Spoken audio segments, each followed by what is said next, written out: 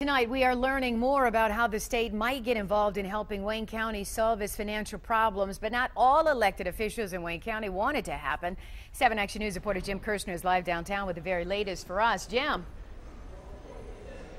Yeah, we have the numbers, and as you can see, the red ink, and we have county commissioners who say they were blindsided by this move.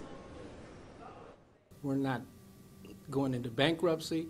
We don't need an emergency manager. A consent agreement will get us where we need to be. I am confident of that. I kind of took a step back a little bit because I would have liked to have been at the table when we made that decision.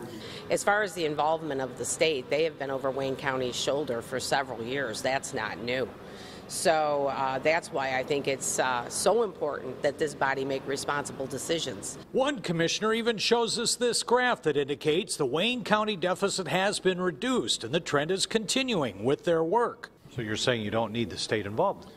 Well, I'm saying that's relinquishing our roles as county government. We're elected to come down here and make tough decisions. Short term, Wayne County has a $52 million structural deficit, and the county executive is targeting $29 million in cuts to come in talks over expired contracts with 11 unions. And the executive says with a state consent agreement, he can impose contract terms. The ability to impose decisions, it's a power that comes through the consent agreement. If that is the intention here, I would really hate to see a direct imposition of a contract, but we still have to see what the details of a consent decree would actually be. And the target of those cuts, the unions, who went through this with Detroit. Everybody's got to be on the table. You heard they talk about the prosecutor's office and the sheriff's office. I'm not going to touch them. Can't touch, you got to touch everybody. If you're going to deal with something, then you got to deal with it all. You can't piecemeal stuff. Now, there's also something that's not on this page, long-term debt, almost $1 billion owed to employee pension funds.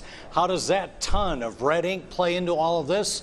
That's coming up next hour at 6. For now, I'm live in the downtown studio. Jim Kirshner, 7 Action News. It's going to be a long road no matter how you slice it. We'll talk to you at 6. Thank you much, Jim.